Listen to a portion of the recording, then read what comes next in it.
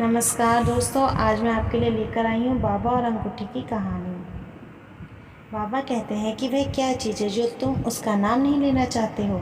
यह सुनकर वह आदमी सोचता है कि यह बात मुझे बाबा को नहीं बतानी चाहिए, क्योंकि अगर उन्हें बता दिया तो वह भी लालची हो सकते हैं। बाबा अंतर्यामी थे, वह मन की बात समझ जाते हैं कि वह आदमी मन में क्या बात कर रहा है। बाबा कहते हैं कि अगर तुमने नहीं बताना है तो कोई बात नहीं है। वह आदमी दूसरी ओर पहुँचता है, लेकिन उसकी अंगूठी उसे नहीं मिल रही थी। यह जब गिरी थी, जब वह अंगूठी उसकी दादी ने उसे दी थी, वह हीरे की अंगूठी थी। लेकिन वह आदमी बहुत लालची था, उसे खोना नहीं चाहता था, लेकिन उसकी उंगली में वह अंगूठी ढीली आ रही थी, इसी वजह से वह गिर गई थी। बाबा को इसलिए नहीं बताना चाहता था कि कहीं वह उसकी अंगूठी को ले ना जाए। बाबा वहीं पर अपनी पूजा कर रहे थे। वह आदमी थक गया था, मगर उसे अभी तक अंगूठी नहीं मिली थी। अब तो शाम हो चुकी थी। कुछ समय बाद कुछ नज़र नहीं आएगा, वह सोचता है कि अब वह अंगूठी मुझे नहीं मिलने वाली है। बाबा कहते हैं कि तुम बहुत परेशान लग रहे हो, तुम्हें भूख भी लगी होगी, तुम मेरे साथ में भोजन कर सकते हो। वह आदमी सोचता है कि यह बाबा मुझे ठीक लग रहे हैं, मेरे बारे में चिंता कर रहे हैं। वह बाबा के साथ खाना खाता है।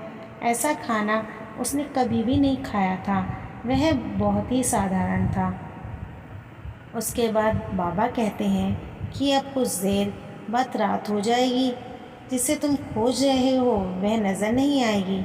अगर तुम चाहो तो मेरे साथ यहाँ पर रुक सकते हो, जब सुबह होगी तो तुम उसे खोज सकते हो। वह आदमी सोचता है कि यह मेरे लिए बहुत कुछ कर रहे हैं, मुझे लगता है कि यह मेरी अंगूठी में से कुछ हिस्सा ज़रूर मांग सकते हैं। बाबा उसकी बात फिर से सुनते हैं। वह कहते हैं कि तुम्हें परेशान होने की ज़रूरत नहीं है, मैं तुमसे कुछ नहीं मांग सकता हूँ। तुम मुझे लालची समझ रहे हो, मैं मन की बातें सुन सकता हूँ।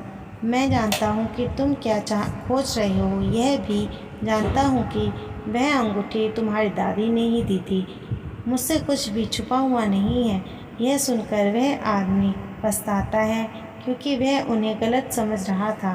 वह बाबा से माफ़ी मांगता है और बाबा कहते हैं कि पहले मन को साफ करना चाहिए, तभी किसी के बारे में विचार करने चाहिए। हम जैसा सोचते हैं वैसे ही बनते हैं। बाबा उसकी अंगूठी को वापस लाते हैं, क्योंकि वह सब कुछ कर सकते थे।